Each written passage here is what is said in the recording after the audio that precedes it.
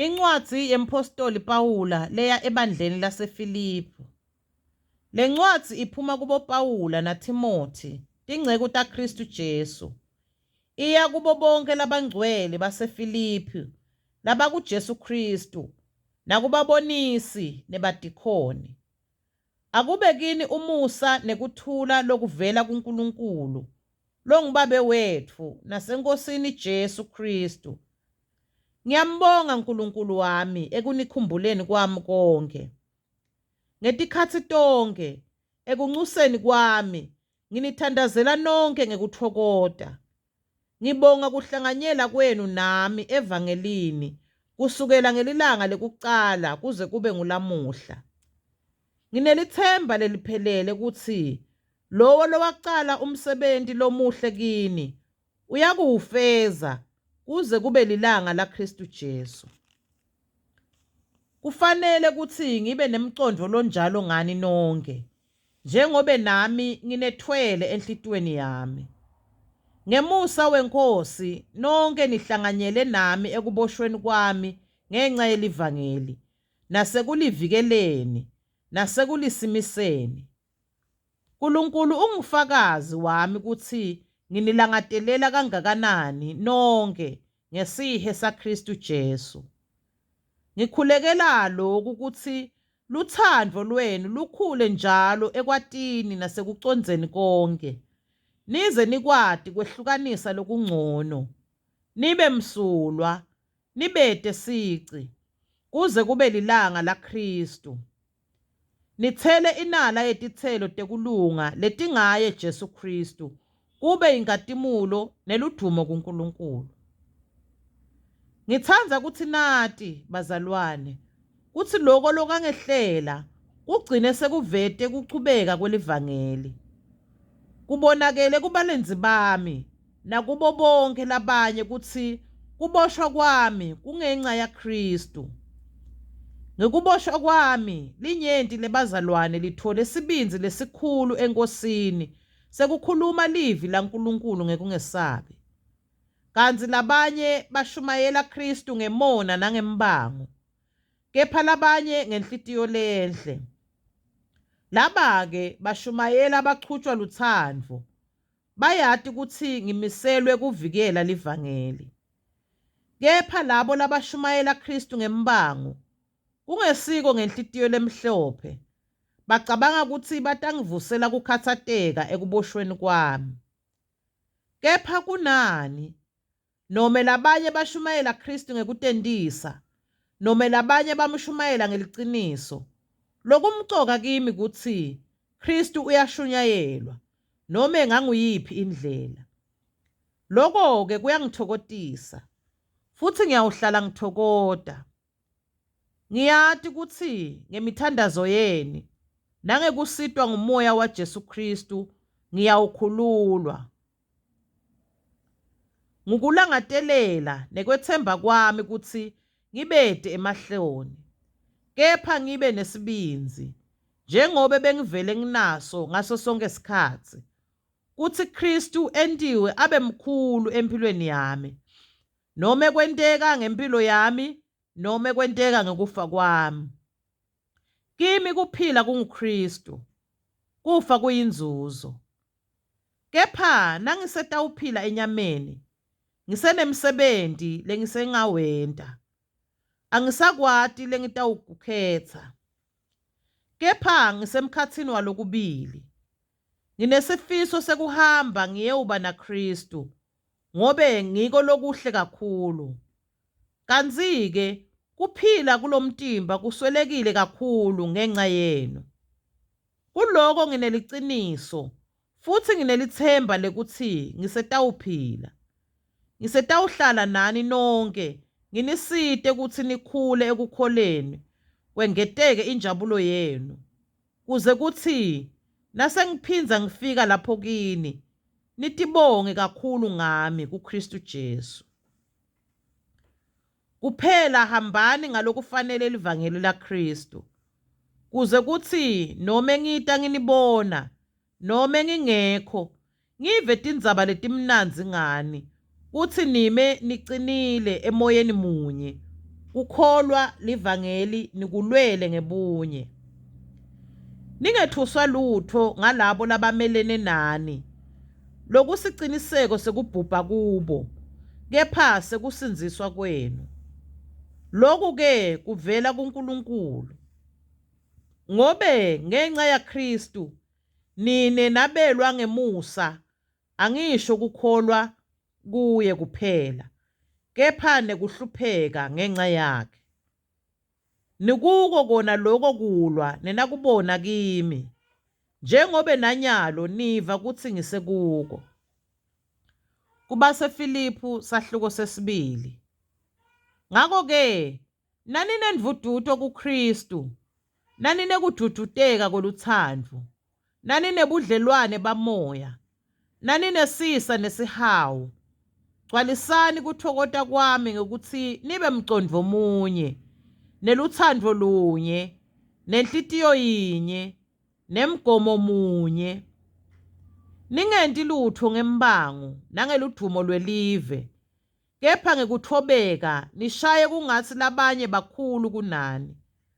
Ngulowo nalowo anganakekeli kwakhe yedwa, kepha anakekele nekwalabanye. Awube kini lowo mcondvo lowawukuJesu Kristu, lowathi anesimo saNkulunkulu, wangete washo ukuthi kulingana naNkulunkulu kuyintfo yekunkonkoshelwa. Kepha watidzela, wathatha simo sengcebo, waba ngumuntu njengathi. Wathi atholakale anjengemuntu ngesimo, watithoba, walalela, kwadzimate kwaba ngusekufeni. Yebo, ekufeni kwesiphambano. Ngakho-ke uNkulunkulu wamphakamisa kakhulu, wamnika libito lelingetulu kwemabito onke, kuze kuthi ngelibito laJesu emadvolo onke aguce, alabasezulwini newalabasemhlabeni newalabangaphansi kwemhlaba, netilimi tonke tivume ukuthi Jesu Kristu uyinkosi, kube ludumo kuNkulunkulu longuyise. Bathandzekako bami, benilalele ngetikhatsi tonke, kungasiko nangikhona kuphela, kodwa kakhulu manje nangingekho. Ngakho-ke fezani kusinziswa kwenu ngekwesaba nangekuthuthumela, ngobe nguNkulunkulu losebenta kini kutsanza nekwenta ngekwentsandvo yakhe lenhle. Yentani konke ningakhononi, ningaphikisani, kuze nibe ngulabangasoleki nalabangenacala, bantfwana baNkulunkulu labangenasici emkhatsini wesitukulwane lesigwegwile nalesiphambene. Kufanele nikhanye kuso lesitukulwane njengetinkanyeti letikhanyisa esibhakabhakeni, nisabapha livi lekuphila. Nanenta njalo-ke niyawuba nekutibonga ngelilanga laKristu, ngekuthi angigijimelanga lite nome-ke angisebentelanga lite. Kukholwa kwenu kungumhlatshelo wenu lonikelwa kuNkulunkulu. Nome ingati yami beyingengedwa kuwe lo mhlatshelo, mine bengingajabula, sijabule kanye nani nonke. Ngakho-ke ngithi nani thokotani kanye nami. Kepha ngiyethemba eNkosini Jesu ukuthi ngitawuthumela Timothi kini masinyane, kuze nami ngitewujabula nasengive tindzaba tenu letimnanzi. Ngite muntfu lonenhlitiyo lenjengeyakhe, lotawunakekela tindzaba tenu ngebucotfo, ngobe bonke labanye batifunela kwabo, abafuni kona kwa Jesu. Kepha vele niyakwati kwetsembeka kwakhe, kutsi ukhonte kanye nami evangelini njengendvodzana ibambisene neyise. Yena-ke ngiyethemba ngitamthumela masinyane, nasengibonile kutsi lokucondzene nami kuphela kuphi. Kepha ngiyethemba eNkosini kutsi nami ngitawuta masinyane. Umzalwane Epafroditu lena nimthumele kimi kutsi atewungisita ekwesweleni kwami, usisebenti nelisotsha laJesu kanye nami. Ngikubone kudzingekile ukuthi ngimthumele kini. Lokhu phela abenilangatelela nonke asakhathatekile emoyeni wakhe njengoba neva kuthi abegula. Ngempela abegula, asemkhathini wekufa nekuphila. Kepha uNkulunkulu wamhawukela. Kungesiye yena yedwa, kepha wangihawukela nami kuthi ngingabi nelusizi etikwelusizi. Ngaloko-ke ngakhuthalela kakhulu kumthuma kuze kuthi nase nimbonile futhi nithokote nakimi kunciphe lusizi. Ngakho-ke memukeleni enkosini ngekuthokota konke. Labanjalo-ke nibobatisa. Ngobe ngenxa yemsebenti waKristu wacishe wafa, watidzela kuze agcwalise lokusilele ekungikhonteni kwenu. KubaseFiliphu sahluko 3. Lokunye bazalwane, thokotani enkosini. Angidzinwa kunibhalela kona lokho, kepha nine niyasitakala ngako. Caphelani tinja, nicaphele tisebenti tebubi, nicaphele bekusika umtimba. Ngithi labasoke sibili, thine lesikhonta ngamoya waNkulunkulu, sitibonga kuKristu Jesu, asethembeli enyameni, nome nami bengingaba nekwethembela enyameni. Empeleni kube bekungaba khona umuntu lofanele kwethembela enyameni, ngabe ngimi kakhulu. Ngobe ngasokwa ngelilanga lesiphohlongo, futhi ngiweluhlanga lwaka-Israyeli, wesive sakaBenjamini, umHebheru wemaHebheru, ngokwemthetho ngingumFarisi. Ngatingela libandla ngikushisekela lokukhulu, ngekulunga lokusemthethweni bengingasoleki indzawo. Kanti-ke loko lokwakuyinzuzo kimi, ngakushaya lite ngenxa yaKristu. Yebo, konke ngikushaye lite ngebukhulu bekumati Kristu Jesu inkosi yami, lengilahlekelwe ngiko konke ngenxa yakhe. Ngikushaya tibi kuze ngizuze Kristu, ngitholakale kuye, ngide ngisho nalokuncane kulunga lokukwami, lokutholakala ngekwenta lokufunwa ngumthetho. Kepha ngifuna kutholakala nginekulunga lokuya ngekukholwa nguKristu, ngisho kulunga lokutholakala kuNkulunkulu ngekukholwa. Lengikufunako ukuthi ngimati yena, nemandla ekuvuka kwakhe, nekuhlanganyela etinhluphekweni takhe, ngimfute ngekufa kwakhe, kuze kuthi nakungenteka kumbe nami ngifinyelele ekuvukeni kulabafile. Akusho ukuthi konke lokhu sengikubambile nekuthi sengiphelelisiwe, kepha ngiconze ukuthi ngikubambe kube kwami, njengobe naKristu wangizuza, wangenta ukuthi ngibe wakhe. Bazalwane, angisho ukuthi mina lucobo sengikubambile, kepha kunye lengikwentako, ngikhohlwa lokungemuva, ngitelulele kulokusembili. Ngibabele emgomeni, kuyakwemukela umhlomelo wokuphila kwasezulwini, uNkulunkulu langibitele kuko ngaKristu Jesu. Ngakho-ke, thine sonke lesesikhulile enkosini, sibocabanga kanjalo, kepha nanicabanga lokwehlukile ngelutho lolutsite, nalapho uNkulunkulu uyakunembulela. Kuphela nje ukuthi lesesifikile kuko asihambe ngemkhondvo wako. Ngilingiseni bazalwane, nibabukisise labahamba njengathi, thine lesisibonelo kini. Phela labanyenti lenganitshela kanyenti ngabo, nanyalo nginitshela ngetinyembeti ngabo ngithi, sebahamba batitsa tesiphambano saKristu. Kuphela kwabo kubhujiswa, uNkulunkulu wabo sisu, ludumo lwabo lusehlazweni labo.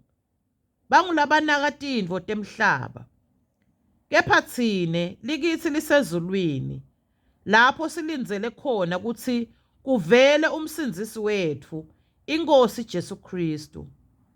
Nguye loyawugucula simo sebuphansi bemtimba wethu ufane nemtimba wakhe wenkazimulo ngemandla akhe langahlela ngawo konke ngephansi kwakhe. KubaseFilipi sahluko sesine. Ngakho-ke bazalwane bami labathandzekako nalengibalangadelelako, kujabula nemchele wami, manini nisime eNkosini. Ngiyabayala bo-Evodiya naSintike kuthi ababe nokuconza kunye eNkosini. Yebo, ngiyakunxusa nawe mhlobo wami loqotho lengiboshelwe kanye naye. Yelekelela labo bafati ngobe babambisene nami evangelini, kanye naKlemente naletinye tisebenti lengibambisene nato, emabito ato labhaliwe encwadzini yekuphila. Thokotani eNkosini njalo njalo. Ngiyaphindza futhi ngithi thokotani. Kubeketela kwenu ngebumnene akwatiwe bantfu bonke. iNkosi iseduze. Ningakhatsateki ngalutho, kepha kuko konke ticelo tenu atatiwe nguNkulunkulu ngekukhuleka nekunxusa kanye nekubonga. Kuthula kwaNkulunkulu lokwendlula konke kwati utawulondvolota tinhlitiyo tenu nemicabango yenu kuKristu Jesu.